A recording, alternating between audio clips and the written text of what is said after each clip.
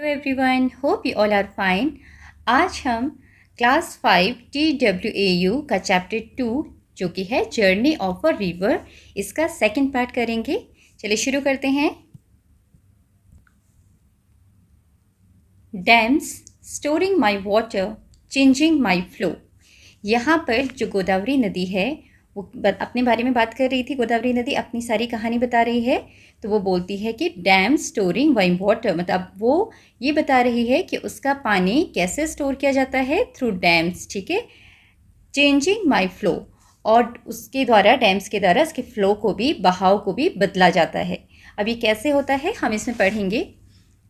Did you know that there are more than 900 dams that store my water so people can use it even during dry seasons to drink, grow crops and make electricity? तो यहाँ पर जो नदी है गोदावरी नदी, उसके ऊपर 900 से ज़्यादा, मोर देन 900 डैम्स बनाए गए हैं। और डैम्स जो ये बनते हैं ये क्या करते हैं, डैम से उस नदी के पानी को रोका जाता है, इकट्ठा किया जाता है। ठीक है, और इस पानी को जब नदियों में पानी कम होता है या कई नदियों में पानी सूख जाता है, तब उस समय ये पानी जो कि डैम्स में इकट्ठा किया जाता है, इसको पीने के लिए, फसल उगाने के लिए या फिर बिजली पैदा करने के लिए भी इस्तेमाल किया जाता है। तो ऐसे ही जो नदी है गोदावरी नदी, उसके ऊपर भी 900 से ज़्यादा, 900 से ज़्यादा डैम्स बने हुए हैं जो कि इसके पानी को रोकते हैं। और जब कभी पानी की कमी हो जाती है किसी सीज़न में, गर्मियों में, तब इस पानी को लोगों के इस्तेमाल के लिए, पीने के लिए, फसल उगाने के लिए और इलेक्ट्रिसिटी प्रोड्यूस करने के लिए किया जाता है। But have you ever wondered what happen to me when a dam is build? अब नदी बोल रही है, क्या कभी आपने सोचा है, ये सोचकर आपको आश्चर्य हुआ है कि क्या होता होगा जब मेरे ऊपर एक डैम बनाया जाता है? ठीक है, What happens to the forests, animals and the people living near me? और उन लोगों का, जानवरों का क्या होता होगा, उन जंगलों का क्या होता होगा जो मेरे पास रहते हैं। ठीक है, डैम बनाने के लिए बहुत बड़े एरिया का इस्तेमाल होता है। तो वही चीज़ नदी यहाँ पर बता रही है कि जब डैम बनता है उस समय मेरे आसपास रहने वाले लोग, जानवर और जंगलों का क्या होता होगा। आपने कभी सोचा है? A dam is like a giant wall that blocks my flow and stores water in a large water body called a reservoir. तो जब डैम बनता है, डैम होता क्या है, dam is like a giant wall, एक बड़ी सी दीवार होती है जो कि उसके पानी को, उसके फ्लो को, बहाव को रोक देती है। दैट ब्लॉक माई फ्लो, मतलब जो कि मेरे बहाव को रोक देती है। And stores water in large water body, और बहुत बड़े एरिया में वाटर बॉडी जैसे पॉन्ड हैं, लेक हैं, उसी तरीके की बड़ी जगह में पानी को इकट्ठा कर दिया जाता है। इसी बड़े वाटर बॉडी को क्या कहा जाता है? रिजर्वॉयर। और यहाँ पर जाइंट लिखा है, जाइंट का मतलब होता है वेरी बिग, बहुत बड़ा। While this stored water helps many people, it also floods land that was once home to animals and people. जहाँ पर ये रिजर्वर जो बना है या स्टोर पानी है इस रिजर्वर के अंदर, ये लोगों की हेल्प करता है ना, उनको स्टोर पानी मिलता है लोगों को, लेकिन साथ ही ये फ्लड की वजह से लोगों को नुकसान भी पहुंचाता है।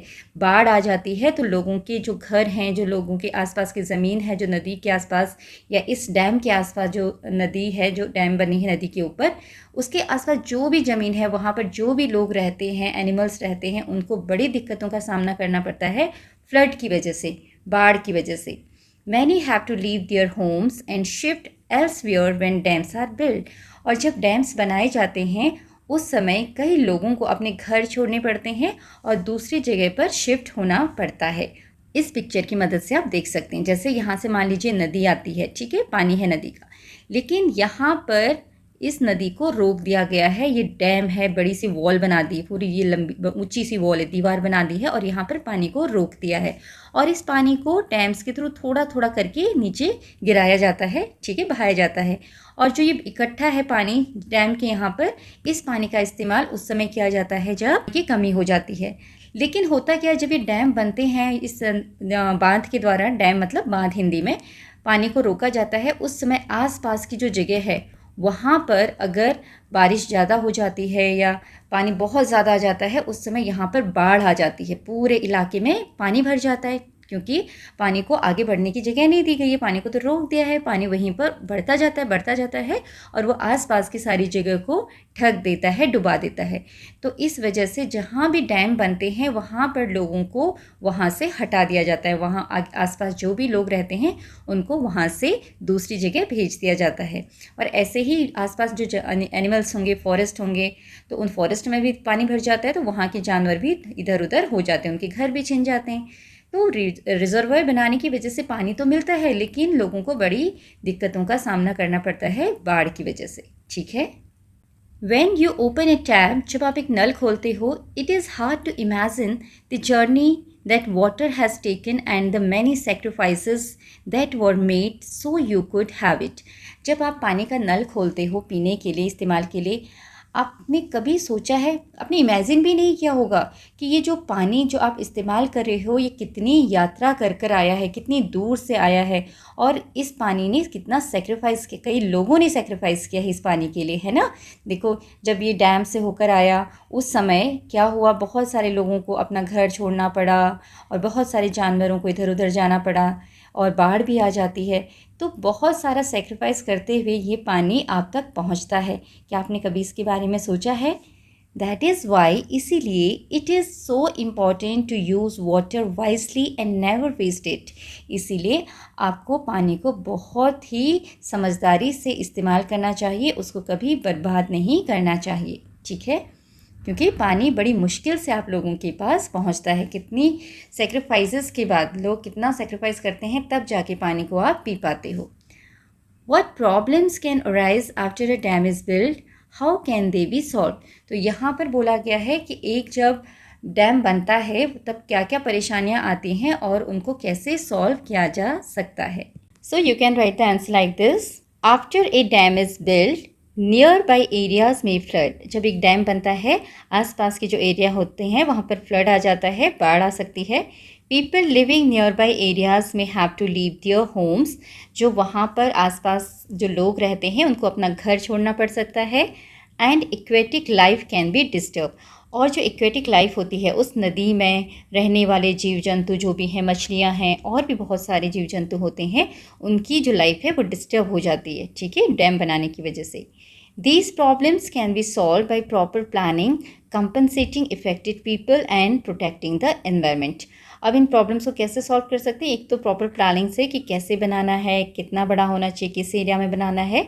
फिर जो लोग परेशान होते हैं उसकी वजह से, जो लोग डिस्टर्ब हो जाते हैं, जिनको घर छोड़ना पड़ता है, उनको प्रॉपर कंपनसेट किया जाता है। उनको प्रॉपर, मान लीजिए उनके घर चले गए हैं, घर छीन गए हैं, तो उनको दूसरी जगह घर दे दिया जाता है। ठीक है, ऐसे ही जो एनवायरनमेंट है उसको प्रोटेक्ट करना है, उसका भी ध्यान रखना है। तो हम इन प्रॉब्लम्स को इस तरीके से सॉल्व कर सकते हैं।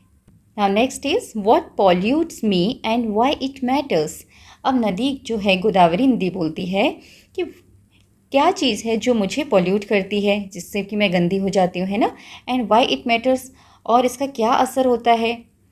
With more people and factories coming up near my banks, waste, plastic and dirty water pollutes me. Sometimes I do not smell or look clean, yet people use my water which could make them sick. I wish I could tell them to help keep me clean and free from waste. अब यहाँ पे नदी बोलती है कि जैसे जैसे लोग बढ़ते जाते हैं, जनसंख्या बढ़ती है, तो लोग भी नदी के किनारे आते हैं, पानी की जो भी पानी के सोर्सेस हैं उनके पास आते हैं, और ऐसे ही गोदावरी नदी के पास भी ज़्यादा से ज़्यादा लोग रहने लगे हैं। And factories coming up near my banks. Banks मतलब होता है किनारा। ठीक है, और इसके किनारे किनारे बहुत सारे फैक्ट्रीज़ भी बन गए हैं। और लोग नदियों के पास क्यों रहना पसंद करते हैं? क्योंकि नदियों से उनको हर चीज़ के लिए पानी मिलता है, ट्रांसपोर्ट मिलता है, खाने की चीज़ें मिलती हैं। ठीक है, फार्मिंग भी अच्छे से हो सकती है, तो इसलिए ज़्यादा से ज़्यादा लोग नदियों के पास रहते हैं। और फैक्ट्रीज़ भी नदियों के पास बनती हैं, क्योंकि फैक्ट्रीज़ में भी पानी की बहुत ज़रूरत होती है। और इस वजह से नदी में वेस्ट बहुत सारा बढ़ गया है, जैसे कि प्लास्टिक वेस्ट है, और इस वजह से जो पानी है वो पॉल्यूट हो गया। डर्टी वाटर फैक्ट्रीज़ का कहाँ पे डाल दिया जाता है? नदियों में। जो फैक्ट्रियाँ होती हैं उनसे पानी निकलता है काम करके, जो गंदा पानी होता है जो फैक्ट्रीज़ होती हैं वो नदियों में डाल देते हैं अपने गंदे पानी को। और ऐसे जो लोग रहते हैं आसपास वो भी नदी में सारा कूड़ा कचरा डाल देते हैं। इस वजह से पानी गंदा हो जाता है। और नदी बोलती है कभी कभी तो मुझ में स्मेल नहीं आती है और मैं साफ़ दिखती हूँ, लेकिन उसके बावजूद भी लोग बीमार हो जाते हैं उस पानी को पी के। ठीक है, क्योंकि गंदी नहीं दिख रही है, स्मेल भी नहीं आ रही है, और लोग उस पानी को पी लेते हैं और बीमार हो जाते हैं। क्यों? क्योंकि भले ही वो देखने में साफ़ सुथरी लग रही है, लेकिन उसके अंदर बहुत सारे केमिकल्स मिक्स हो जाते हैं, जर्म्स हो जाते हैं, जो कि हमारी हेल्थ के लिए अच्छे नहीं है। और लोगों को लगता है वो पानी साफ़ है, स्मेल नहीं है, तो वो उस पानी को पी लेते हैं और बीमार पड़ जाते हैं। नदी बोलती है मैं विश करती हूँ काश कि मैं लोगों को बता पाती, उनकी मदद कर पाती कि मुझे साफ़ रखो और मुझे गंदा मत करो। ठीक है, और मुझे वेस्ट से कैसे साफ़ रखना है मैं उनको समझा पाती, ताकि वो इस पानी को अच्छे से इस्तेमाल कर पाते। अब देखिए यहाँ पर आपको 2 पिक्चर दिखाए हुए हैं। ये है एक जंगल का पिक्चर, देखो जहाँ पर नदी बह रही है और जानवर पानी पीने आए हुए हैं, और कितना साफ़ सुथरा पानी लग रहा है। दूसरी नदी है जहाँ पर कि जिसके किनारे बैंक पर क्या बना हुआ है, एक फैक्ट्री बनी हुई है। देखो फैक्ट्री का सारा गंदा पानी इस नदी में मिक्स हो रहा है, और यहाँ पर लोग देखो कैसे अपने घरों से कूड़ा लेकर आ रहे हैं पॉलीथीन में भर भर कर, और वो यहाँ पर फेंक रहे हैं। और नदी की हालत देखो कितनी ख़राब हो गई है। और इस फिश को देखो, उसकी शक्ल देख के ही लग रहा है कि बेचारी बहुत परेशान है, बीमार हो गई। उसके चारों तरफ देखो पन्नी लपटी हुई है ना। तो ऐसे जानवर परेशान हो जाते हैं, मर जाते हैं। तो ये 2 स्थिति आपको दिखाई गई है कि एक नदी है जो बहुत साफ़ सुथरी है, जानवर खुश होकर वहाँ पानी पी रहे हैं, और दूसरी नदी जिसमें कि बहुत सारा वेस्ट मटेरियल है, नदी पॉल्यूट हो गई है और वहाँ पर जानवर भी परेशान हैं।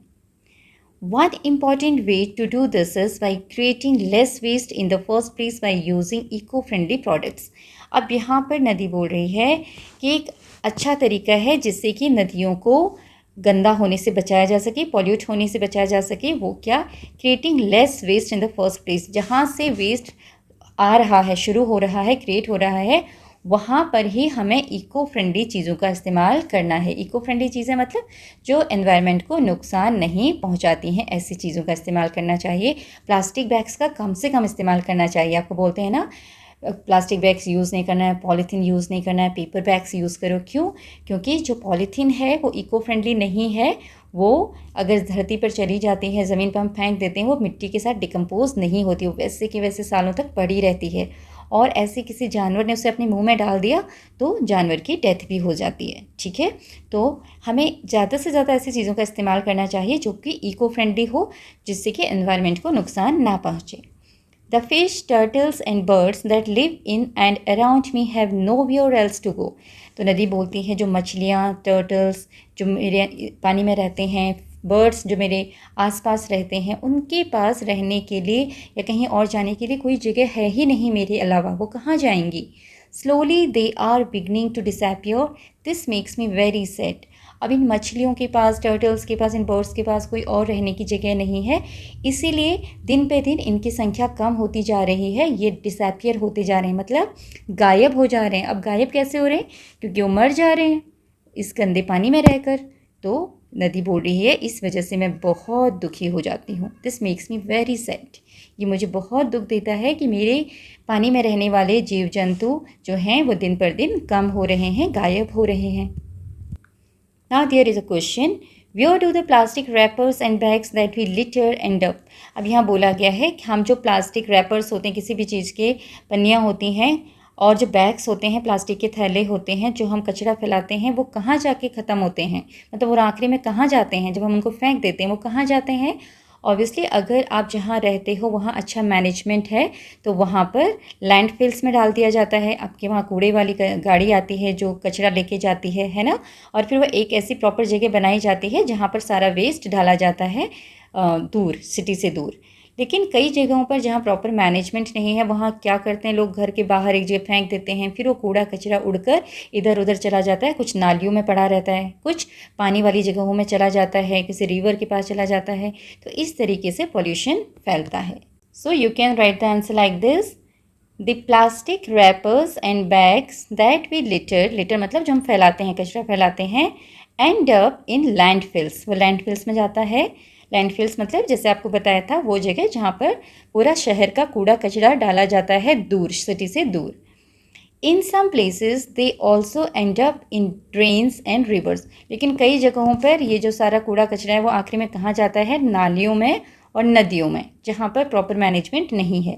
They cause pollution and harm the environment, और इस तरीके से ये जो कचरा है ये पॉल्यूशन फैलाता है और एनवायरमेंट को नुकसान पहुँचाता है, वातावरण को नुकसान पहुँचाता है। Now next question is what kinds of soaps, shampoos or floor cleaners, natural or ready-made, are used in your home? Where does the unclean water mixed with these cleaners go? तो यहाँ पर आपसे पूछा गया है कि आपके घरों में आप किस तरीके का साबुन, शैम्पू या फिर फ्लोर क्लीनर्स मतलब जिससे फ्लोर्स को साफ़ किया जाता है, उन चीज़ों का आप इस्तेमाल करते हैं। जो चीज़ें आप इस्तेमाल करते हैं, सोप्स, शैम्पूज़ या फिर फ्लोर क्लीनर्स, वो नेचुरल हैं या फिर रेडीमेड हैं। तो ये आपसे पूछा गया, ये आपको बताना है। दूसरा, where does the unclean water mix with these cleaners go? जब आप इन चीज़ों का इस्तेमाल करते हैं तो जो पानी है उसके साथ ये मिक्स होता है, तो वो जो अनक्लीन वाटर है, डर्टी वाटर है, जिसके साथ ये केमिकल्स मिक्स हो जाते हैं, वो पानी कहाँ जाता है?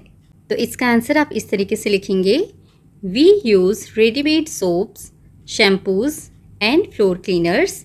The uncleaned water mixed with these cleaners goes into the sewage system. तो यहाँ पर ज़्यादातर घरों में हम लोग रेडीमेड सोप्स एंड शैम्पूज़ और ये फिर फ्लोर क्लीनर्स यूज़ करते हैं, वो नेचुरल नहीं होते हैं, ठीक है ना। और जो अनक्लीन्ड वाटर होता है जो कि इन केमिकल्स के साथ मिक्स हो जाता है, इन क्लीनर्स के साथ मिक्स हो जाता है, वो कहाँ जाता है उसके बाद? सीवेज सिस्टम में। पहले नालियों में जाता है, ड्रेन्स में, और ड्रेन से फिर सीवेज सिस्टम में वो चला जाता है। Next is discuss, ask your parents or elders about the condition of water bodies near your home when they were your age. What is the status of those water bodies today? तो यहाँ पर आपसे बोला गया है कि आपने अपने पेरेंट्स से, मम्मी पापा से या बड़ों से, एल्डर्स मतलब बड़ों से, वाटर बॉडीज़ की कंडीशंस के बारे में पूछना है कि जब वो छोटे थे, आपकी उम्र के थे, तब जो वाटर बॉडीज़ थे उस समय, नदियाँ थीं, तालाब और झीलें थीं, उनकी क्या कंडीशन थी, and what is the status of those water bodies today, और आजकल उन वाटर बॉडीज़ की क्या कंडीशन है, क्या उसमें कोई अंतर है। ऑब्वियसली पहले जो वाटर बॉडीज़ हुआ करते थे वो क्लीन हुआ करते थे, है ना, लोग इतना ज़्यादा उसमें कूड़ा कचरा नहीं डालते थे, इतनी फैक्ट्रीज़ नहीं हुआ करती थी, तो वो ज़्यादा साफ़ रहते थे। लेकिन आजकल जो वाटर बॉडीज़ हैं उनमें पहले के कंपैरिजन में ज़्यादा कूड़ा कचरा है, डर्टी हो गई है पहले के कंपैरिजन में आज के वाटर बॉडीज़। तो ये चीज़ आप अपने पेरेंट्स से पूछिएगा, उनकी क्या राय है, वो क्या बताते हैं आपको। देखो यहाँ पर किस तरीके से दिखाया गया है, सारा यहाँ पर क्लीन कर दिया गया है इस तरफ, और सारा कूड़ा कचरा इस साइड को ले लिया गया है, ठीक है। इस तरीके से सफाई की जाती है। Now there are activities. First is activity 2, make a list of things that we throw into the waste bin at home और school. If these things were thrown into the river or a pond, how would each of these items harm the animals, plants and people who live nearby and use this water? तो आपसे बोला गया है कि आप उन चीज़ों की लिस्ट बनाइए जिनको हम डस्टबिन में फेंकते हैं एट होम और स्कूल। घर पर भी या फिर स्कूल में जब हम कोई चीज़ वेस्ट होती है उसको डस्टबिन में डालते हैं, तो वो कौन कौन सी चीज़ें जिन्हें आप वेस्ट में डालते हो। और अगर ये चीज़ें, if this things were throne into a river, नदियों में फेंक दी जाएंगी या फिर किसी पॉन्ड में फेंक दी जाएंगी, तो how would each of this item harm the animals, तो ये चीज़ें एनिमल्स को कैसे नुकसान पहुंचाएंगी ये आपने बताना है, या फिर प्लांट्स को या फिर लोगों को, and people who live near by, और जो आसपास लोग रहते हैं उनको कैसे नुकसान पहुँचाएंगी, एंड यूज़ दिस वाटर, और वो लोग इसको कैसे इस्तेमाल करेंगे, ओके, ये आपने बताना है। और वो लोग जो इस पानी का इस्तेमाल करते हैं उनको क्या नुकसान होगा, ये सब बातें आपने यहाँ पर बतानी हैं। So you can write the answer like this, waste like plastic bags, food wrappers, glass pieces or harmful chemicals are thrown into the dustbins. If these wastes are thrown into the river or pond, then these will pollute the water bodies, can kill the aquatic animals, damage the plants growing nearby, and can make the people ill due to the use of this polluted water.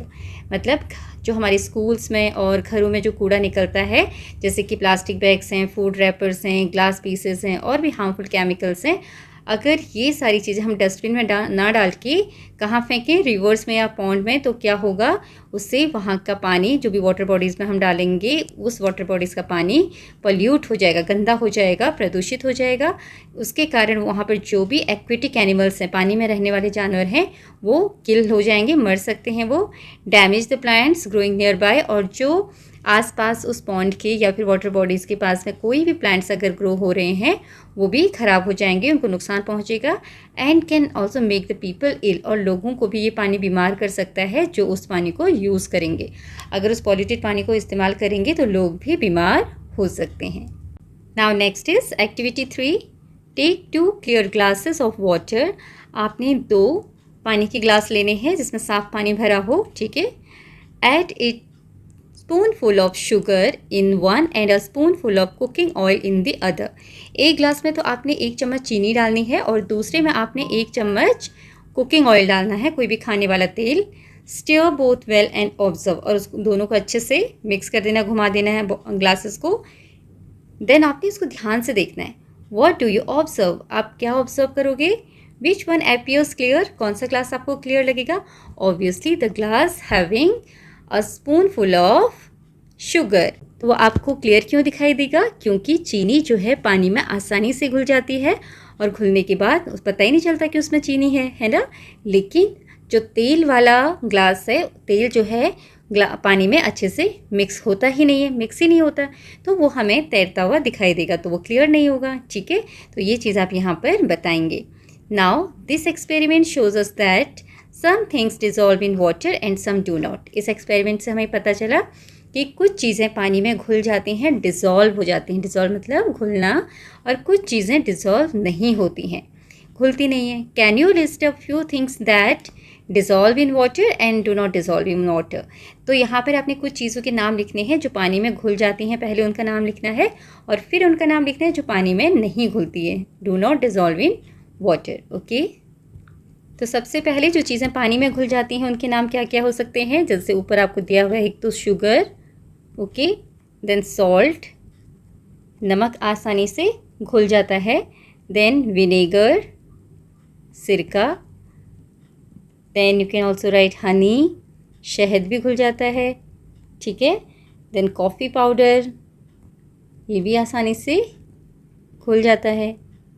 Then you can write detergent, जो कपड़े धोने वाला detergent होता है वो भी आसानी से घुल जाता है। Then what else you can tell, then you can also write lemon juice,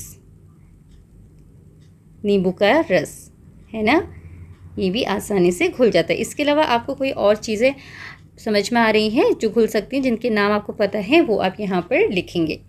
now come to next, do not dissolve in water. बहुत सारी चीज़ें हैं जो पानी में नहीं घुलती, जैसे कि सैंड, रेत नहीं घुलती, ऑयल जैसे दिखाया इसमें, तेल भी नहीं घुलता। देन प्लास्टिक की कोई चीज़ होगी वो भी नहीं घुलेगी। देन वुड, लकड़ी, वो भी नहीं घुलती है, ठीक है। चॉक पाउडर, CHL के chalk, L is silent, chalk powder, ये भी नहीं घुलता है पानी में। देन मार्बल, जो आप कंचे खेलते हो, वो भी नहीं घुलते हैं, ठीक है। देन रबड़ होती है वो भी नहीं घुलती है। देन ग्लास, कोई भी कांच, वो भी नहीं घुलता है। स्टोन्स या pebbles, okay. Then iron nails, जो कील होती हैं, आयरन नेल्स, ये भी नहीं घुलती हैं। तो बहुत सारी चीज़ें, आप और भी चीज़ें यहाँ पर लिख सकते हैं। Now come to next, harmful things like chemicals और dirty soapy water can hide in rivers like me, so even when my water looks clean it might still carry things that can hurt the living beings। अब यहाँ पर नदी बोल रही है कि नदी के पानी में क्या होता है, हार्मफुल थिंग्स, हानिकारक चीज़ें, जैसे कि केमिकल्स या गंदे सोप का पानी मिक्स रहता है, छुपा रहता है नदियों में, ठीक है। आपको दिखाई नहीं देगा कि उसके अंदर केमिकल है या फिर सोप का पानी है, वो तो क्योंकि नदी बहुत बड़ी है और वहाँ से जहाँ से भी केमिकल्स आ रहे हैं, डर्टी सोप का वाटर आ रहा है, तो थोड़ा थोड़ा करके आता है, वो मिक्स होता जाता है नदी में, तो वो आसानी से दिखता नहीं है।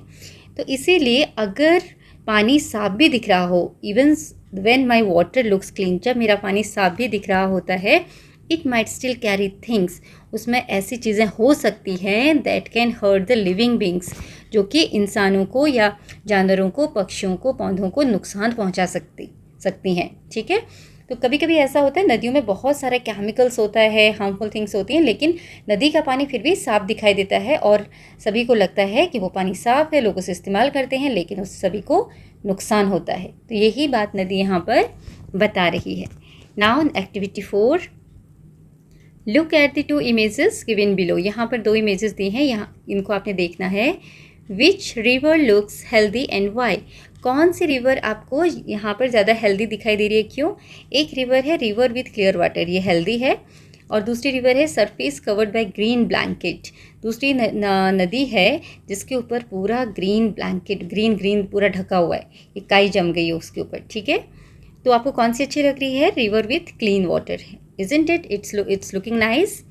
How do so many plants grow in water. अब लेकिन दूसरे वाले में देखो इतने सारे प्लांट्स कैसे जम गए, काई कैसे जम गई, बहुत सारे प्लांट्स और ग्रीन काई से जम गई है। What do you think happen when too many plants grow in a river.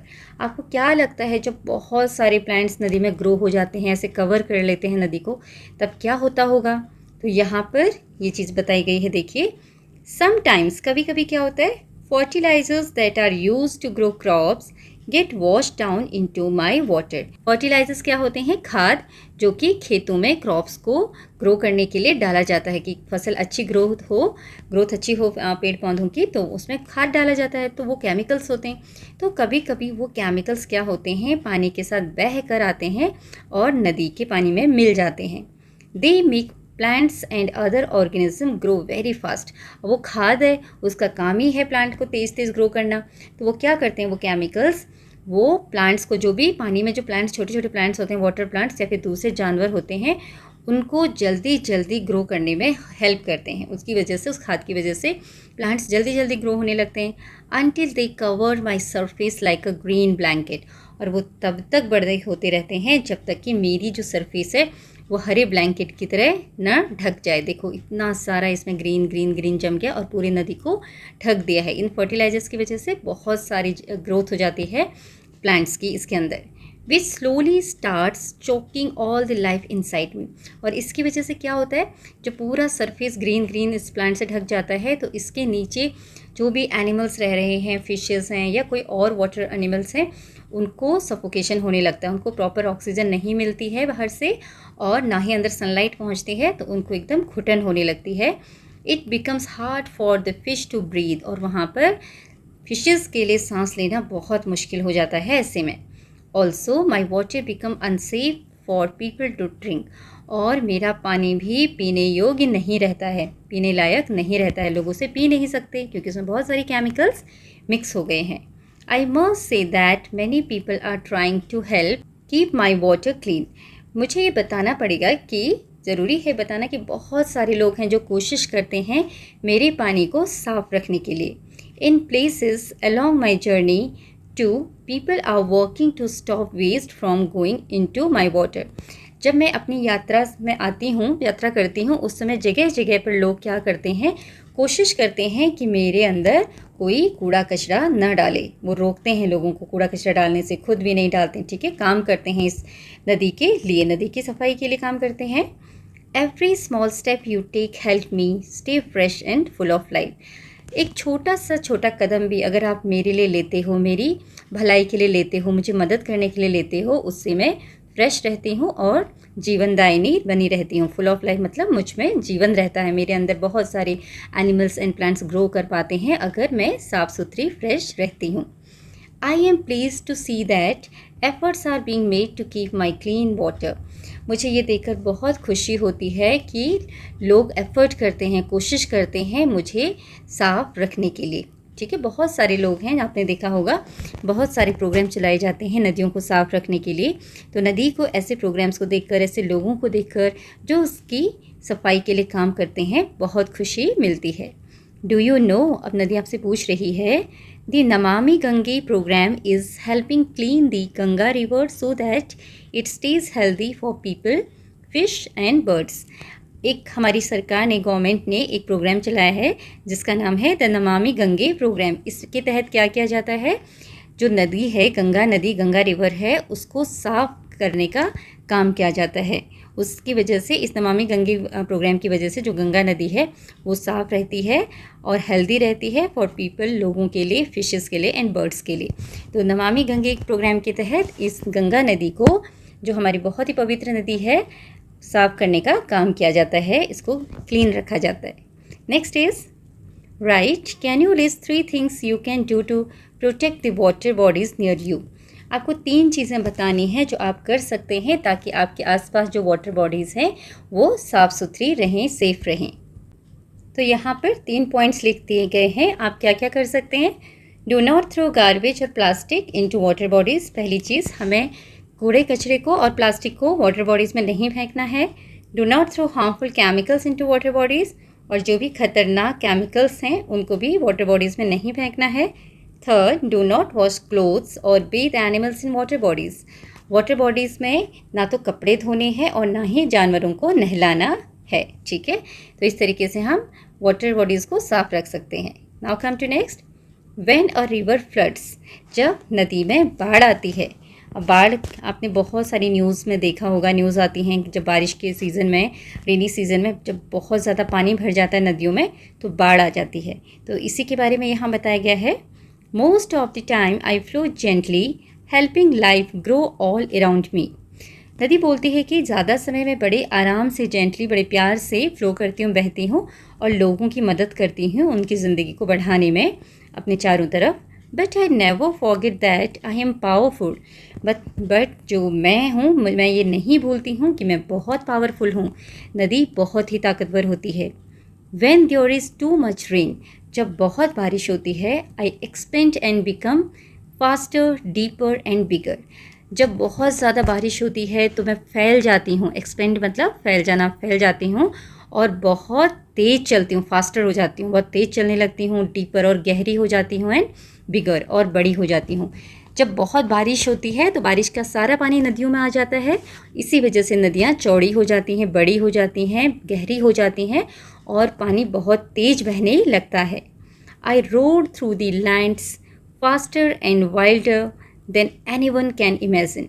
और जब इस तरीके की स्थिति होती है तो मैं गर्जना करते हुए, रोर मतलब जब बाढ़ आती है, नदी बहुत तेज़ आवाज़ करती है, पानी की आवाज़ होती है।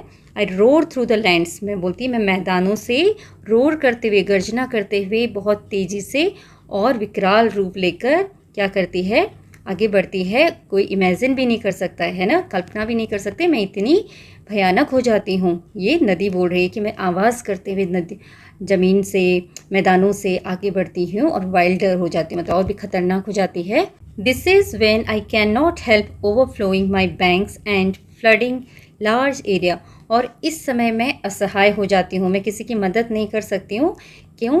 क्योंकि मैं हेल्पलेस हो जाती हूँ। Overflowing my banks, I can not help मतलब मैं अपने आप को रोक नहीं सकती हूँ। मेरे जो किनारे हैं वो ओवरफ्लो हो जाते हैं।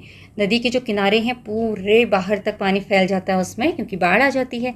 एंड फ्लडिंग लार्ज एरिया, और वो पानी बाहर फैलकर आसपास के पूरे एरिया को ढक लेता है, ठीक है, बाढ़ आ जाती है वहाँ पर।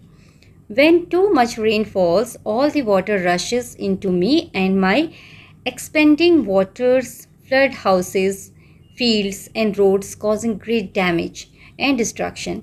अब नदी को इस बात का भी दुख है, वो बोलती है कि जब बहुत ज़्यादा बारिश होती है उस समय जो पानी होता है, सारा का सारा पानी वो नदी के अंदर आ जाता है बारिश का। एंड माई एक्सपेंडिंग वाटर्स, और जो मेरा बढ़ता हुआ पानी है वो घरों में बाढ़ ला देता है, ठीक है, फ्लड हाउसेस, घरों में बाढ़ आ जाती है, फील्ड्स में बाढ़ आ जाती है। एंड रोड्स में भी पूरा पानी भर जाता है, कॉजिंग ग्रेट डैमेज, जिसकी वजह से बहुत नुकसान होता है। एंड डिस्ट्रक्शन, बहुत ज़्यादा नुकसान हो जाता है, तोड़ फोड़ हो जाती है, घर टूट जाते हैं, रोड टूट जाती है, बहुत ज़्यादा नुकसान चीज़ों का हो जाता है। People and animals often have to leave their homes to stay safe।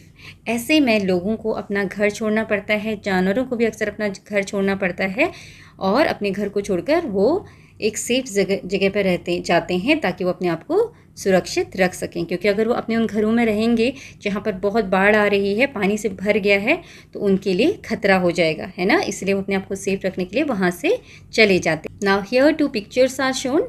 यहाँ पे 2 पिक्चर दिखाई हैं। एक पिक्चर में देखो क्या है, no trees means water runs off the land faster and causes flooding. जहाँ पर पेड़ पौधे नहीं होते हैं, अगर वहाँ बारिश होती है तो पानी रुकता नहीं है और वो सीधे नदियों में चला आता है, क्योंकि जो पेड़ पौधे होते हैं वो पानी को रोकने में मदद करते हैं। उनकी जो जड़ें होती हैं वो मिट्टी के कटाव को रोकती हैं।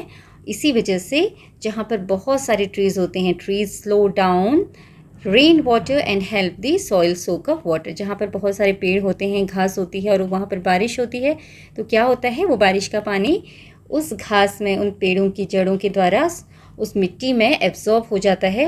वो मिट्टी पानी को जल्दी से एब्जॉर्ब कर लेती है और ऐसी स्थिति में बाढ़ नहीं आती। ठीक है, तो हमें ज़्यादा से ज़्यादा पेड़ लगाने चाहिए। Now come to next activity 5।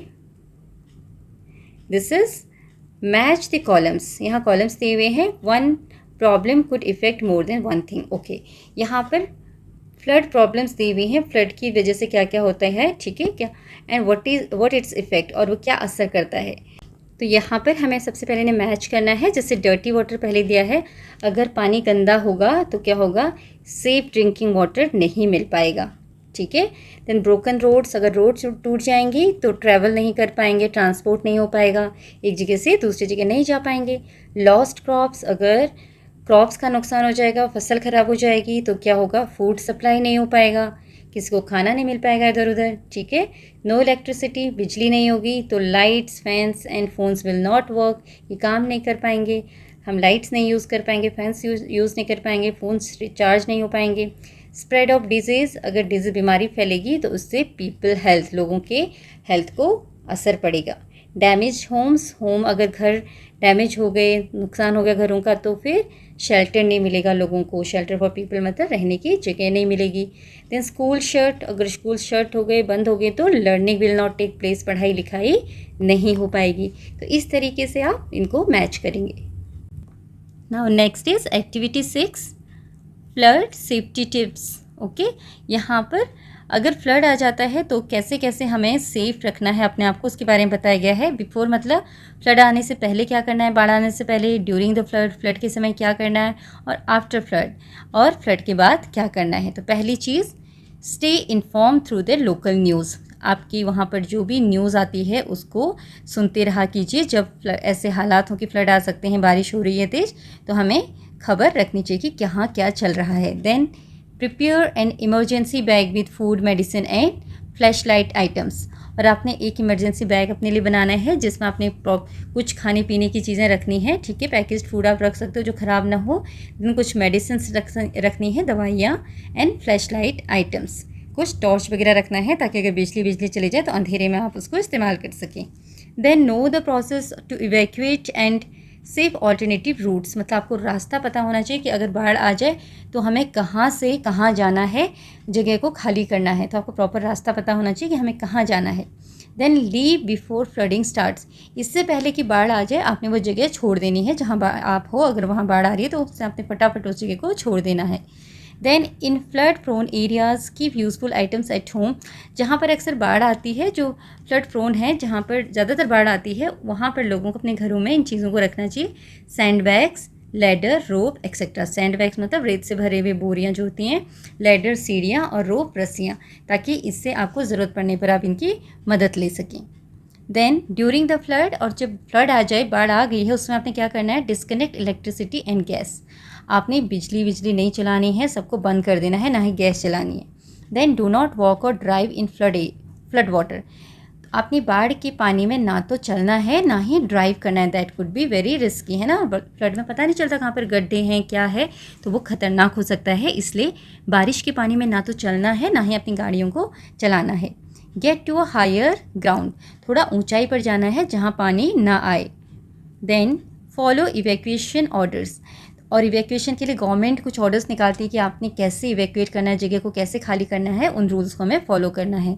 Then free cattle and lead animals to a safer place, जानवरों को भी छोड़ देना है, खोल देना है, और उनको एक सेफर जगह पर लेके जाना है, जो सुरक्षित जगह हो, जानवरों को भी वहाँ पहुँचाना है। देन आफ्टर फ्लड, बाढ़ जब आके चली जाती है उसके बाद पानी भरा रहता है, तब क्या करना है? Avoid contact with flood water and swimming.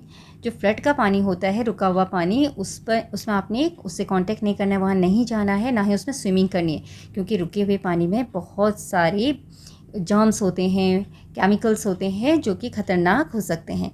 Then do not touch power lines. जो भी इलेक्ट्रिसिटी की पावर लाइन्स होती हैं उनको आपने टच नहीं करना है, तारों को। Do not go home or to disaster area until it is declared safe. और जो भी आपका घर है जहाँ बाढ़ आई हुई थी, वहाँ बाढ़ कम हो जाता है पानी, और जो भी एरिया जहाँ आप रहते हो वहाँ अगर आपको जाना है तो वहाँ आप तब तक नहीं जाएंगे जब तक कि उसको सेफ़ डिक्लेयर ना कर दिया जाए गवर्नमेंट की तरफ से। ठीक है, गवर्नमेंट बोलेगी अब जाने लायक है तभी आप जाएंगे। Then communicate to your family that you are safe. और आपके पास फ़ोन है, आप उसका इस्तेमाल कर सकते हैं, तो आप अपनी फैमिली मेम्बर्स को बताएंगे कि आप सेफ़ हैं, ताकि वो चिंता ना करें। Then when back at home clean and disinfect surfaces and items. और जब बाढ़ का पानी चला जाए, ख़त्म हो जाए, उसके बाद आपने जब आप घर वापस आते हो, अपने घर को अच्छे से साफ़ करना है और डिसइंफेक्ट करना है सारे सरफेसेस को, दीवारों को, और जो फ्लोर्स होते हैं उसको डिसइंफेक्टेंट का यूज़ करना है, ताकि वहाँ कोई भी कीटाणु ना रहे, बीमारियाँ ना पैदा हो। ठीक है, तो इन चीज़ों का आपने ध्यान रखना है। Next is activity 7। Read the flood safety tips given in activity 6 and organize a role play where you are the sarpanch और municipal corporator of your village और सिटी। तो आपने क्या करना है, एक्टिविटी 6 को देखकर एक सेफ्टी टिप बनानी है। ठीक है, उन सेफ्टी टिप को पढ़ना है जो ऊपर दिए हुए हैं, और एक रोल प्ले करना है, नाटक करना है। और आप क्या हो, सरपंच हो या फिर म्यूनिसिपल कॉर्पोरेटर हो, किसी सिटी के, या सरपंच हो गाँव के। और वहाँ पर क्या डिस्कस करना है आपने? Discuss what actions you will take to prevent flood. Flood को रोकने के लिए आप क्या कदम लेंगे? Prevent damage cause by flooding. Flooding से होने वाले डैमेज को आप कैसे रोकेंगे?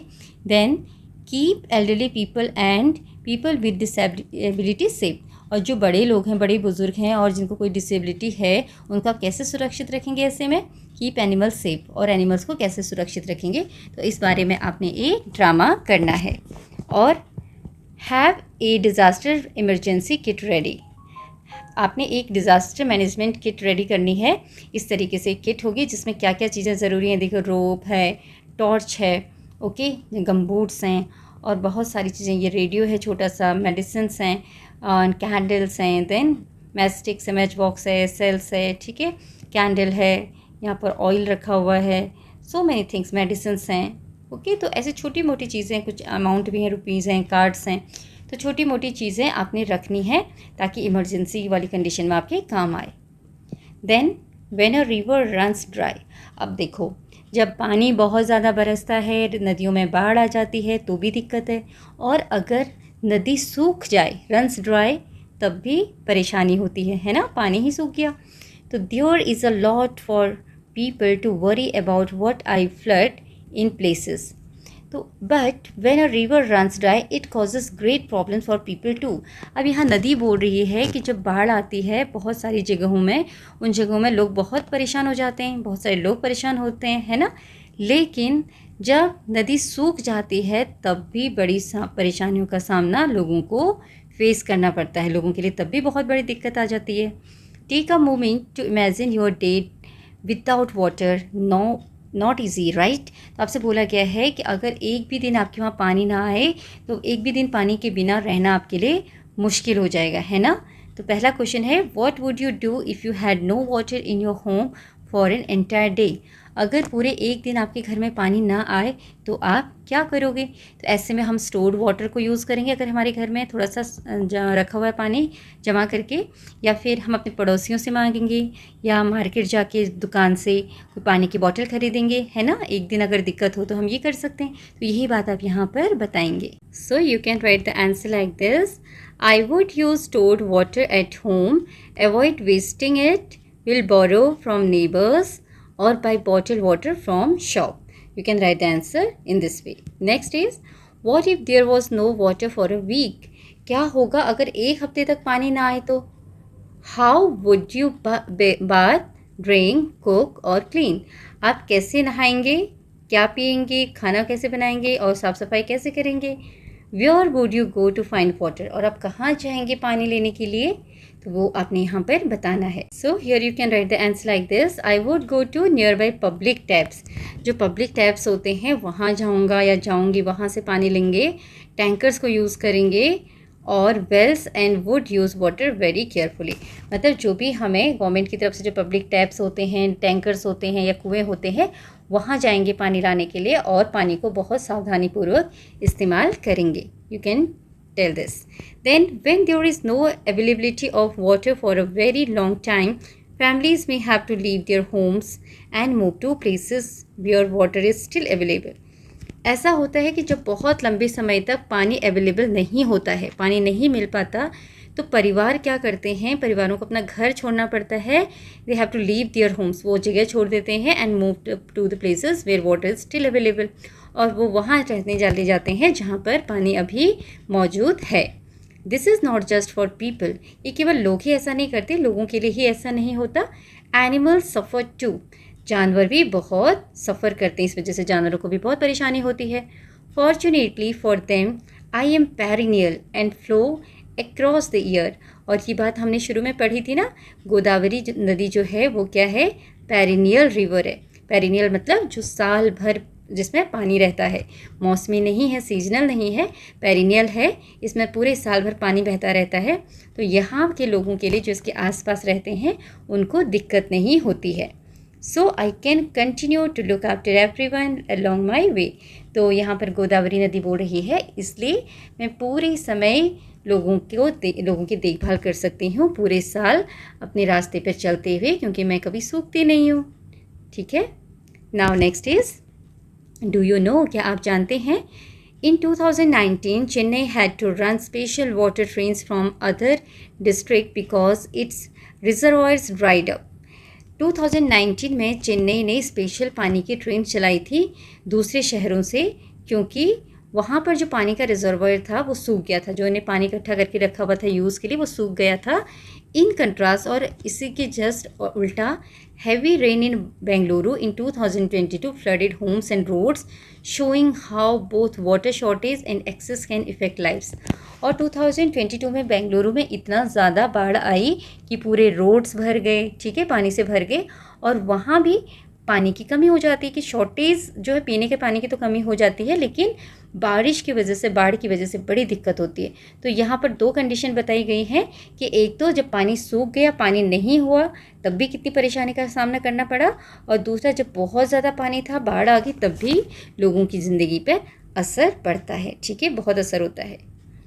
The next is, in some places people use water ATMs, which are special machines that give clean water when you put in a card or coin. बहुत सारी जगहों पर वाटर ATMs बने हुए हैं. ये क्या करते हैं, इसमें एक जगह बनाई गई है जिसमें आप या तो कॉइन डालोगे या कोई अपना कार्ड बना के रखते हैं इसका, वो कार्ड डालोगे तो वहाँ से आपको साफ़ शुद्ध पीने का पानी मिलेगा. ठीक है, देखो यहाँ नल भी लगा हुआ है, तो इस तरीके से नीचे बॉटल रखी हुई है, यहाँ पर आप कॉइन डालोगे इस जगह पर आई थिंक, तो वहाँ पर आपको पीने का पानी वहाँ से आएगा. ठीक है. Then these steps help us use water wisely and protect it for the future. और इस वजह से क्या होता है, जब हम इस तरीके से पानी लेते हैं तो हम बहुत सावधानी से पानी का यूज़ करते हैं, बर्बाद नहीं करते, क्योंकि हमें पानी खरीद के मिल रहा है ना. तो हमें पता चलता है कि पानी कितना इंपॉर्टेंट है, कितना ज़रूरी है, कितने पैसों में मिलता है, तो हम उस पानी को बहुत ही सावधानी से इस्तेमाल करते हैं और उसको फ्यूचर के लिए बचा के रखते हैं. Next is, the national water mission works to manage water properly and help people use water wisely across India. एक नेशनल वाटर मिशन चलाया गया जो क्या काम करता है कि वो वाटर मैनेजमेंट को देखता है, वाटर का जो मैनेजमेंट है उसको प्रॉपरली चलाता है और लोगों की मदद करता है कि लोग अच्छी तरीके से सावधानीपूर्वक बुद्धिमत्ता के साथ देश में पानी का इस्तेमाल करें. Thank you for listening to my story. अब यहाँ पर नदी बोल रही है, मेरी कहानी सुनने के लिए बहुत बहुत धन्यवाद. But I need your help too, लेकिन मुझे आपकी मदद चाहिए. When you save water, plant a tree और stop waste from reaching me, you are showing me love. जब आप, वो क्या बोलती है, जब आप पानी को बचाते हो, एक पेड़ लगाते हो या फिर stop waste from reaching me, किसी कूड़े कचरे को मुझ तक पहुंचने से रोकते हो, ठीक है, you are showing me love, तब आप मुझे अपना प्यार दिखा रहे हो, मुझे तब लगता है कि आप मुझसे प्यार करते हो। रिमेंबर, याद रखो, even small actions can make a big difference. वो ये बोलती है कि छोटे छोटे जो हम कदम लेते हैं, छोटे छोटे जो हम काम करते हैं, उससे भी बड़ा असर होता है। ठीक है, each one of you can help save water by doing small things every day. और इसी तरीके से आप में से हर कोई पानी को सेव करने में मदद कर सकता है अगर आप ये छोटी छोटी चीज़ करते हैं, जैसे कि use water efficiently, do not waste it. Water को बहुत सावधानीपूर्वक अच्छे से इस्तेमाल करना है, जितनी ज़रूरत हो उतना इस्तेमाल करना है, उसको वेस्ट नहीं करना है। Turn off the tap while brushing your teeth, जब आप दांत साफ करते हो तो नल को ऑन करके नहीं रखना, उसको ऑफ करके रखना है। Do not waste drinking water, पीने के पानी को बर्बाद नहीं करना है। Fix leaking taps with the help of adults, और अगर कोई नल में से लीकेज हो रही है तो बड़ों की मदद से उस टैप को ठीक करवाना है, ठीक है, फिक्स करवाना है। Reuse clean water left from washing fruits और वेजिटेबल्स इन वाटरिंग प्लांट्स, और जब आप फलों और सब्जियों को धोते हो तो वो पानी बच जाता है, जो क्लीन ही रहता है, गंदा होता नहीं है पानी इतना ज़्यादा, तो उस पानी को आप पौधों में डाल सकते हैं। Remind family and friends to save water too, और आपने अपने फैमिली मेम्बर्स को और अपने दोस्तों को भी ये बताना है कि पानी बचाना है। रिमेंबर एवरी ड्रॉप काउंट्स, इसका मतलब हर एक बूंद की कीमत होती है। ठीक है, now next is let us reflect. यहाँ पर कुछ क्वेश्चंस हैं जिनके आंसर्स आपने देखने हैं। पहला क्वेश्चन है फाइंड आउट विच रिवर, और एस का मतलब है रिवर्स, नदी या नदियाँ, फ्लो थ्रू योर स्टेट, मतलब आपके राज्य से कौन सी नदियाँ बहती हैं, या कोई एक नदी है या और जितनी भी नदियाँ हैं, एक है बहुत सारी हैं, तो आपने बताना है कि आपके राज्य से कौन सी नदी या नदियाँ बहती हैं। पहला क्वेश्चन है what are they used for, उन नदियों का उपयोग किस चीज़ के लिए होता है, वो क्या किस काम में आती हैं। दूसरा, are there any dams on them, क्या उन नदियों के ऊपर कोई डैम है, कोई बांध है, तो इसके बारे में आपने पता करना है और बताना है। तो यहाँ पर मैंने एग्जाम्पल के लिए हरियाणा स्टेट के बारे में लिखा है। Yamuna river flows through the state of Haryana, यहाँ हरियाणा में यमुना नदी बहती है यहाँ से होकर। और जो पहला क्वेश्चन है उसका what are they used for, तो यहाँ पर जो नदी बहती है यमुना नदी, उसका यूज़ किस लिए होता है। Water from the Yamuna river is used for irrigation, सिंचाई के लिए, इंडस्ट्रियल पर्पस, कारखानों के लिए, drinking and for other domestic use, पीने के पानी के लिए भी उसका इस्तेमाल होता है, उसको साफ़ करके उसको ट्रीटमेंट करके उसका पानी इस्तेमाल किया जाता है, और बाकी घर के जितने काम होते हैं उसके लिए भी यमुना नदी के पानी का इस्तेमाल होता है। दूसरा are there any dams on them, क्या उनके ऊपर कोई बांध है। तो यहाँ पर यमुना नदी के ऊपर ऐसा कोई स्पेशल डैम नहीं है, लेकिन वहाँ पर हथनी कुंड बैराज है जो कि यमुना नदी के ऊपर बना हुआ है। और कौन सी जगह पर, यमुनानगर इन हरियाणा, ठीक है, यमुना रिवर के ऊपर यमुनानगर वाली जगह पर हरियाणा में एक हथनी कुंड बैराज बना हुआ है। तो इस तरीके से आप अपने स्टेट के रिवर के बारे में और उसके ऊपर बने हुए किसी डैम के बारे में यहाँ पर लिखेंगे। Next question is ask your grandparents or parents to share any story or festival related to rivers in your region and present it in the class। तो यहाँ पर आपने ये अपने बड़ों से, दादा दादी से या मम्मी पापा से पूछना है क्या वो किसी फेस्टिवल के बारे में जानते हैं जो कि नदियों से रिलेटेड हो, ठीक है, और उसके बारे में आकर आपने वो जानकारी जो आपने अपने बड़ों से ली है वो क्लास में सभी को बताना है। Next is ask an elder in your family, आपने अपने परिवार में किसी बड़े से पूछना है क्या। पहली चीज़, what was the condition of rivers when you were a child, जब वे बच्चे थे तो उस समय नदियों की क्या कंडीशन थी। And second, what has change since then, और तब से आज तक क्या बदल गया है।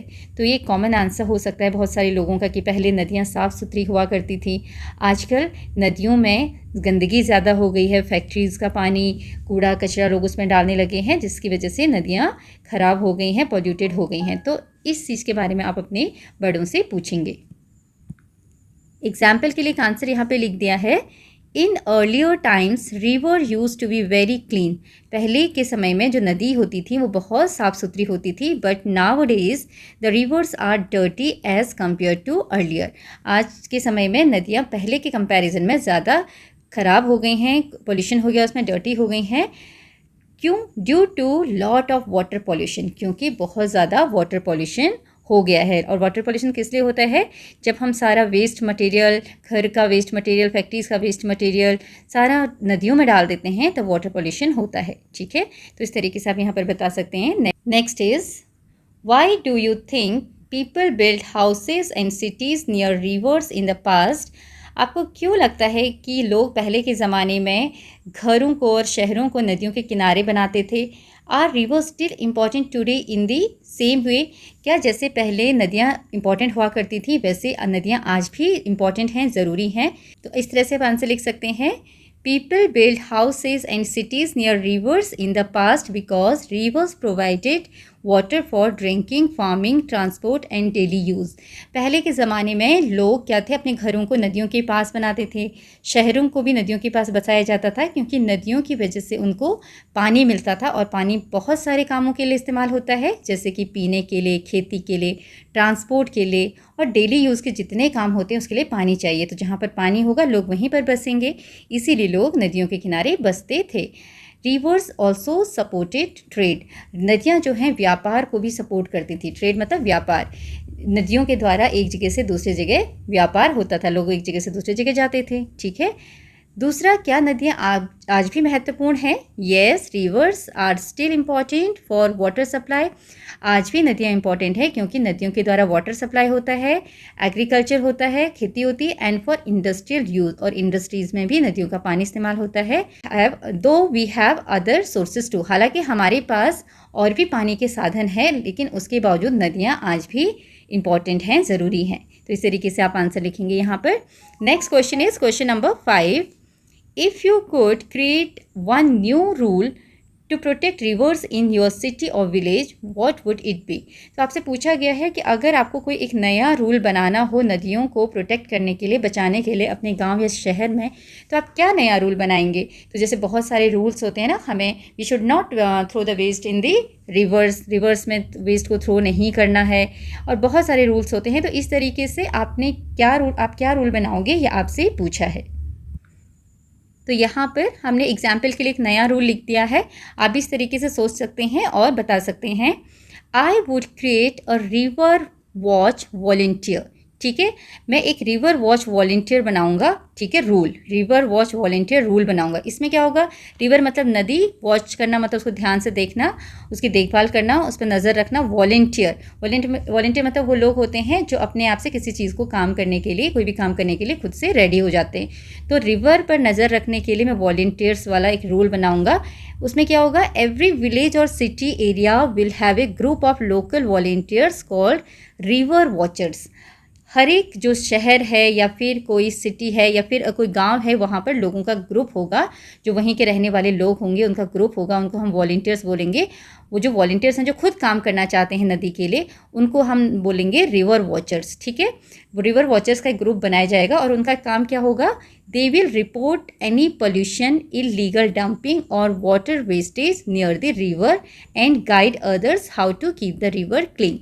तो इन लोगों का काम होगा, जो रिवर वॉचर्स हैं, इनका काम होगा कि अगर नदियों में कोई पोल्यूशन कर रहा है या कोई इलीगल डंपिंग कर रहा है, इलीगल डंपिंग मतलब वहाँ पर कूड़ा कचरा डालना, डंप करना, ठीक है, कोई ऐसा काम कर रहा है, कोई वाटर को वेस्ट कर रहा है नियर द रिवर, पानी के पास, तो वो क्या करेंगे, उसकी जानकारी देंगे। ठीक है, ताकि उन लोगों को रोका जा सके। एंड गाइड अदर्स, और दूसरों को गाइड करेंगे, समझाएंगे, बताएंगे how to keep the rivers clean, कि नदियों को कैसे साफ़ सुथरा रखा जा सकता है। तो हम क्या करेंगे, इसमें एक रिवर वॉच वॉलंटियर का रूल बनाएंगे, जिसमें एक ग्रुप होगा जिनको हम रिवर वॉचर्स बोलेंगे, और ये नदियों पर नज़र रखेंगे कि कौन कूड़ा कचरा फैला रहा है नदियों में, कौन वेस्ट कर रहा है पानी को, और उसके बारे में जानकारी देंगे और उनको समझाएंगे कि किस तरीके से हम पानी को साफ़ सुथरा रख सकते हैं, नदियों को साफ़ सुथरा रख सकते हैं। तो इस तरीके से आप भी कोई रूल बना सकते हैं, उसके बारे में आप यहाँ पर बताएंगे। Now come to question number 6. Think about a time when you wasted water. What could you have done differently? किसी एक ऐसे समय के बारे में सोचिए जब आपने पानी वेस्ट किया हो, बर्बाद किया हो, और आप क्या कर सकते थे उस समय, उस काम को पानी बर्बाद न करके क्या आप उस काम को दूसरे तरीके से कर सकते थे, तो उसके बारे में आपने यहाँ पर बताना है। So here one example is given. यहाँ पर लिखा है, I had wasted a lot of water last year when I celebrated Holi with friends. मैंने पिछले साल बहुत सारा पानी बर्बाद किया जब मैंने अपने दोस्तों के साथ होली जो फेस्टिवल है वो सेलिब्रेट किया। We threw a lot of water on each other, हमने एक दूसरे के ऊपर बहुत पानी फेंका। तो होली में अक्सर होता है ना, बच्चे पानी से खेलते हैं, वेस्ट करते हैं, तो उसी के बारे में बताया जा रहा है। We threw a lot of water in each other, हमने एक दूसरे के ऊपर बहुत पानी फेंका। इस तरीके से हम क्या कर सकते थे, उस पानी को वेस्ट ना हो उसकी जगह क्या कर सकते थे, I could have celebrate with only throwing dry colours on each other and enjoying sweets. हम ये कर सकते थे कि हम केवल जो सूखे कलर्स होते हैं, रंग होते हैं बिना पानी के, उनको एक दूसरे के ऊपर फेंक कर सेलिब्रेट कर सकते थे और स्वीट्स खा के, मिठाइयाँ खा के इस फेस्टिवल को एंजॉय कर सकते थे। तो यहाँ पर अगर आपके साथ ऐसा कोई इंसिडेंट हुआ है जिसमें आपने बहुत सारा पानी बर्बाद किया है, उसके बारे में आपने बताना है और आप क्या कर सकते थे उस समय ताकि पानी बर्बाद ना हो और आपका काम हो जाए, तो वो भी आप यहाँ पर बताएंगे। Next is, can you design a simple water filter using everyday material, what would you include and why. तो यहाँ पर आपने एक वाटर फिल्टर बनाना है। आपसे पूछा गया कि आप ऐसा कोई वाटर फिल्टर बना सकते हो जिसमें रोज़मर्रा के जो घर में इस्तेमाल होने वाली चीज़ें हैं, उन चीज़ों का हम इस्तेमाल करके फ़िल्टर बना सके, और आप उन चीज़ों को क्यों इस्तेमाल करोगे। तो यहाँ पर इस तरह से आप आंसर लिखेंगे, येस हम बना सकते हैं। To make a simple water filter I would use a plastic bottle. मैं एक सिंपल फिल्टर बनाने के लिए प्लास्टिक बॉटल यूज़ करूँगा या करूँगी। Filled with layers of gravel, जिसमें कि अलग अलग लेयर्स होंगी। एक तो ग्रेवल की लेयर होगी, छोटे छोटे जो पत्थर होते हैं उनकी लेयर बनाएंगे। सैंड होगा, उसमें रेत होगी। चारकोल, चारकोल क्या होता है, लकड़ी का कोयला, तो वो होगा, ये भी पानी को फिल्टर करने में हेल्प करता है। And cloth at the bottom, okay, और लास्ट में उसके बॉटम में क्या होगा, कपड़ा भी होगा। These material will help to trap dirt, remove impurities and improve water clarity. तो ये जो चीज़ें होंगी ये क्या करेंगी, डर्ट को, जो गंदगी होती है उसको रोक देंगी, ट्रैप करेंगी, और रिमूव इम्प्योरिटीज़, उसमें जो भी और इम्प्योरिटी होगी मिट्टी के अलावा उसको भी हटाएगी और वाटर की क्लैरिटी को बढ़ाएगी। तो इस तरीके से हम बना सकते हैं। जैसे यहाँ पर एग्जाम्पल के लिए देखिए, ये एक प्लास्टिक की बॉटल है जिसको काटा गया है। यहाँ पर ये ग्रेवल्स हैं, ठीक है, ये ग्रेवल है, पत्थर के, अलग अलग तरह के पत्थर के टुकड़े, और ये सैंड है, ठीक है। देन दिस इज चारकोल, और यहाँ पर ये एक कपड़ा लगाया गया है, क्लॉथ है, cotton cloth, this is cloth. And इस तरफ भी थोड़ा सा इसके मुंह पर, जो बॉटल के मुंह है वहाँ पर भी एक क्लॉथ लगाया गया है। तो यहाँ से पानी डालेंगे तो क्या होगा, पानी छनता हुआ कुछ कचरा यहीं पर इकट्ठा हो जाएगा, थोड़ा फिर आगे जाएगा तो चारकोल से क्लीन हो जाएगा, चारकोल उसको फिल्टर करेगा। फिर यहाँ पर ग्रेवल्स, उसको सैंड उसको फिल्टर करेगा, फिर ग्रेवल्स फिल्टर करेंगे, और फिर से कपड़ा है इसके फेस पर, मुँह पर जो नेक है यहाँ पर बॉटल की, फिर पानी यहाँ पर जो इकट्ठा होगा वो साफ़ पानी इकट्ठा होगा। तो इस तरीके से हम एक फ़िल्टर यहाँ पर बना सकते हैं घर पर ही। Next question, question number 8, imagine you are planning a new city, okay, near a river. Imagine कीजिए कि आप एक नया शहर बसाने का प्लान कर रहे हो नदी के पास, किसी नदी के पास। What steps would you take to, आप क्या कदम लेंगे। पहली चीज़, किस चीज़ के लिए, कीप द रिवर क्लीन, नदी को साफ रखने के लिए आप क्या कदम लेंगे। Prevent floods during heavy rain, जब बहुत ज़्यादा बारिश आएगी उस समय अगर बाढ़ आती है तो उस बाढ़ को रोकने के लिए आप क्या कदम लेंगे पहले से। Ensure there is always enough water for everyone even during summer, आप ऐसा क्या करेंगे कि गर्मियों में भी सबको पानी पर्याप्त रूप से मिल सके। तो ये चीज़ें आपने यहाँ पर बतानी है। तो पहली चीज़, नदियों को साफ रखने के लिए हम क्या कर सकते हैं, build proper sewage and waste disposable system to stop pollution and to keep the rivers clean. पहली चीज़ तो हमारा जो सीवेज सिस्टम होता है, वाटर डिस्पोजेबल सिस्टम होता है, जिससे कि गंदा पानी निकलता हो, नालियों का जो सिस्टम है वो अच्छे से बनाना है ताकि कोई तरह का पॉल्यूशन ना हो और नदियाँ साफ रह सकें। दूसरा, फ्लड्स को रोकने के लिए क्या कर सकते हैं, create rain water harvesting system, एक रेन वाटर हार्वेस्टिंग सिस्टम हमें बनाना पड़ेगा। बिल्ड चेक डैम्स, नदियों के ऊपर चेक डैम्स बनाने पड़ेंगे। And plant trees to prevent floods, और ज़्यादा मात्रा में पेड़ भी लगाने पड़ेंगे ताकि फ्लड्स ना आए, बाढ़ ना आए। जो पेड़ होते हैं वो क्या करते हैं, हेल्प करते हैं फ्लड्स को रोकने में, ठीक है। तीसरी चीज़ क्या बोला गया था कि आपको इंश्योर करना है कि गर्मियों की सीज़न में भी लोगों को पानी मिलता रहे। इसके लिए आप क्या करेंगे, स्टोर वाटर इन रिजर्वॉयर्स, जो रिजर्वॉयर्स बनाए जाते हैं नदियों के ऊपर, वहाँ पर पानी को स्टोर करके रखना है। Use water wisely and promote ground water recharge.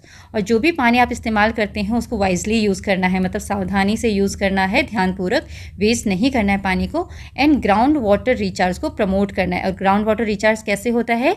जब बारिश का पानी मिट्टी में गिरता है, धरती पर गिरता है, तो वो धरती से नीचे कहाँ जाता है? ग्राउंड में जाता है, अंडरग्राउंड जाता है। ठीक है, तो हमें ज़्यादा से ज़्यादा कोशिश ऐसी करनी चाहिए कि बारिश का पानी अंडरग्राउंड जाकर उस वाटर टेबल को बढ़ाए, वहाँ पर पानी रिचार्ज हो, ग्राउंड वाटर रिचार्ज हो, पानी का लेवल बढ़ जाए। ठीक है, तो इस तरीके से आप यहाँ पर आंसर बता सकते हैं। So this is a chapter. यहाँ पर आपका चैप्टर कंप्लीट होता है। आई होप इसमें जो भी बातें हमको समझाई गई हैं वो आपको समझ में आई होंगी। Thank you for watching.